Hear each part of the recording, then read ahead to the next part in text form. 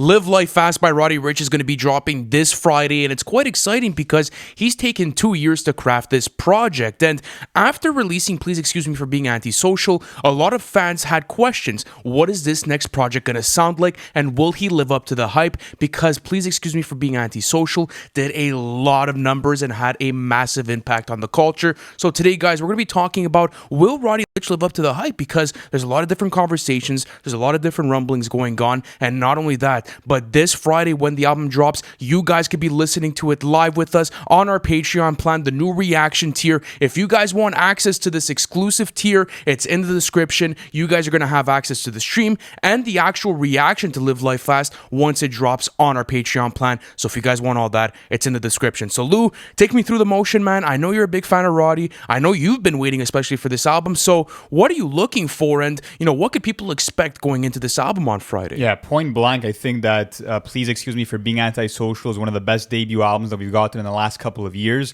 I also think it's one of the best trap projects that we've gotten, and it was super refreshing because it was the first insight that we got into Roddy's world, and that was kind of, I would say, the concept, you could say, of the album, was kind of trying to figure out what his sound was and what his experiences were. But going into this album, what we do know so far is that it's going to be 18 tracks, a runtime of about 50 minutes. Apart from that, we also have a single called Late at Night, which actually dropped a few months back. And we also just got a new trailer for the album where we have Roddy Ricch kind of narrating a little bit, talking about how certain people, and himself included, sometimes go through the motions of life too quickly and don't take the time to really appreciate what's around them. And I would say really take the time to admire what they've accomplished. So I feel like with that narration, it's kind of setting up a possible concept. And that's something that I'm really happy about, because that was a concern I was going to have, was like, we've gotten that insight into Roddy's world, but what's going to make this project stand out? What's going to make it unique?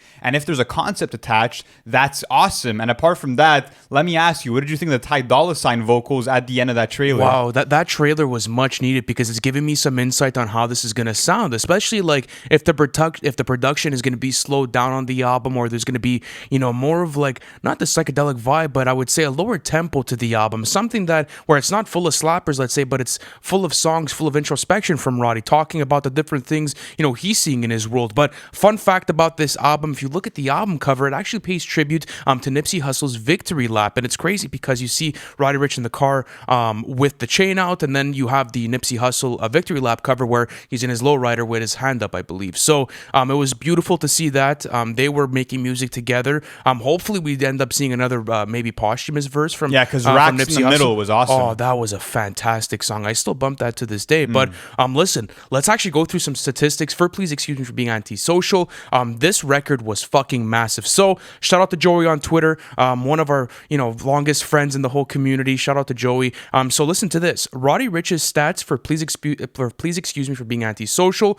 The album is 2 times platinum. The box is diamond. High Fashion is 4 times platinum. Start With Me is 2 times platinum, and then multiple other platinum records.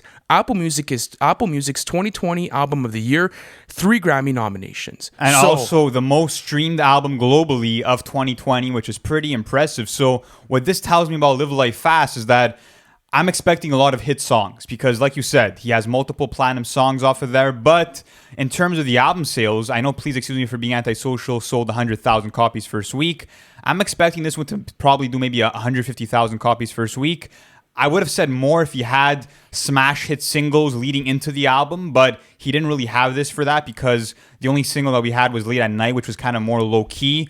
So take me through that. What were the emotions with Late at Night? Because I absolutely loved it. It showed Roddy Ricch's vocal range, and it showed that he's the master of vibrato, going from this medium register to this higher pitch. Also loved the West Coast style production from Mustard. So do you think it was a strong enough single? Okay.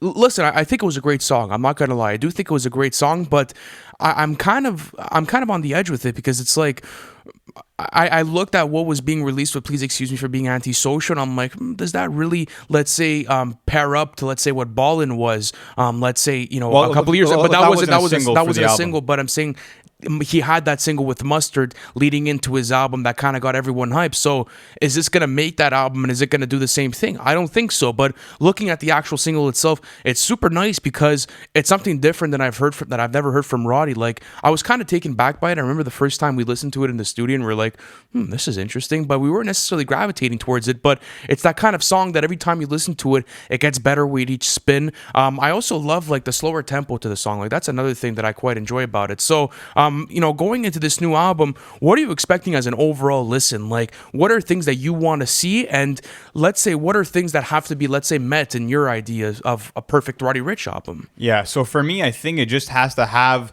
something that is the glue to the project in the sense of making it a cohesive listen, because with 18 songs, that could be challenging at times. And like I said earlier, with Please Excuse Me for Being Antisocial, it was kind of a deep dive into, who is Roddy Ricch? But this time, we kind of already know something about him. We know what he's able to do. I think that with this project, I'm expecting amazing vocal performances because, like I said earlier, I think that in terms of that melodic rap lane, he is one of the best doing it because of, if you strip back all the auto-tune, all the reverb, and just have that raw voice, he has one of the best natural voices in hip-hop because of how pure it is. And we saw that also on a feature like Pure Souls from Kanye West, where, he kind of has this gospel-influenced voice, I would say, and you don't need any vocal effects on a voice like that. So I'm hoping to get some raw performances from him. Apart from that, it would be cool to get a concept. And from the trailer, it looks like we might be getting that. And for him to really live up to the hype, I think that,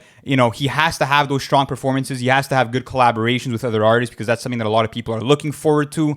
So, like I said, to me, the most important thing is some kind of element of cohesion. That could come through a concept. It can come through, I would say, a distinct style in production. Maybe if he wants to lean into that G-Funk or West Coast flavored type beats, that would be interesting. So that's my answer. But what do you think he has to do to live up to the hype? I think it has to be memorable tracks because going back to the 2019 release, Start With Me, PETA, The Box, like there was so many different songs on there that had stuck through my rotation for, the year of 2020. And I was just like, wow, this is a really complete track list. And I also want to see where Roddy could go different, maybe with his singing abilities. Like, I understand he strives in a certain lane, and he obviously does well with his voice. It's beautiful.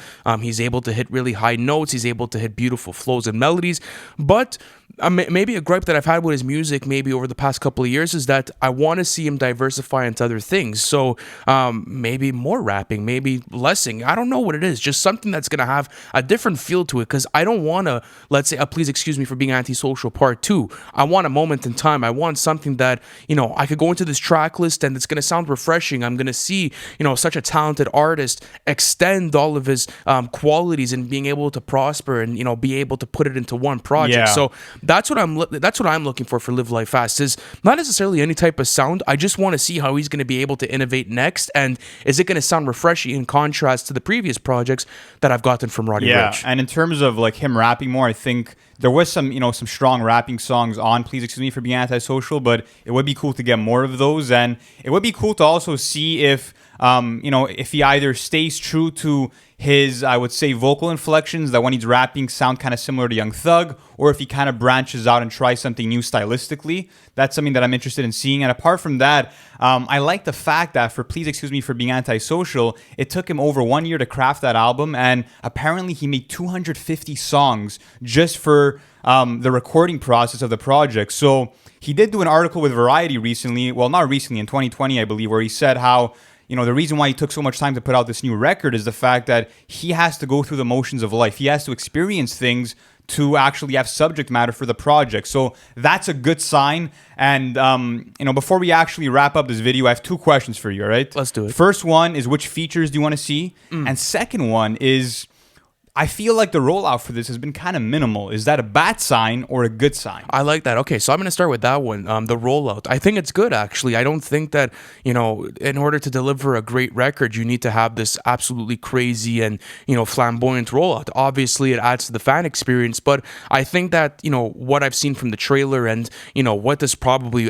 will being, we won't know until the night of the release, it's probably going to be more personal. It's probably going to be a different approach than we've ever seen from Roddy. So, do you even didn't want a major rollout on that. So I think it's actually a good indication. I think that it was nice to see him sort of step back for a bit and be like, okay, I'm gonna actually take time with this record and put it out. That's what was important to me, not how many listening parties you're doing. Like we'll save that for Kanye. But for features, another Nipsey Hussle posthumous feature. I mean, Racks in the Middle was so fucking sick. That was Awesome that was a great fucking song, and I'd love to see that again. I'd love to see him and Gunna link up again. That's another collaboration I'd like to see. I'd like to see Kendrick Lamar. Yes. That's another one I'd like to see. The Compton link up. Because they've been spotted in the studio together. Like there's a picture of that, and what would that even sound like? Where would they even meet on a track list, and how would that play into the track list of this new album? So I have a lot of different things that I want with Live Life Fast, but the only thing I do want actually is just I want a great record that sounds different from anything that he's put out. But I'll ask you the same two questions.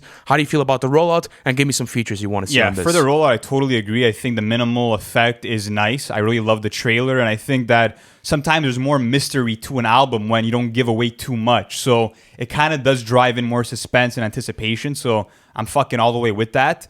And in terms of the features, there has been heavy rumors of the Kid Laroi being featured, which, all right, whatever. It'll probably end up being a melodic ballad. I get it. There's a lot of pop appeal behind that. Not one I'm looking forward to in particular, but I'm very excited that Ty Dolla $ign's probably going to be on the album. That's facts. Apart from that, Nipsey Hussle, would love to see a posthumous feature from him, especially if they had recorded the song prior to Nipsey's untimely passing. Apart from that, I would love to see Drake on this album because they had a leak called In the Cut, and I absolutely love their chemistry. Apart from that, I mean, him and Kanye have been super tight lately, so that would be awesome. And last but not least, I would say Moray, just because they both have, I would say, gospel-inspired voices, and they both, I think, come from, church background, so it'd be cool to see them have these heavenly hooks or verses on a song. So that kind of wraps it up for me. I think that's what I'm anticipating. But listen, guys, it's going to be a huge album. Roddy's second album. It's super hyped. Let us know if you think it will live up to the hype.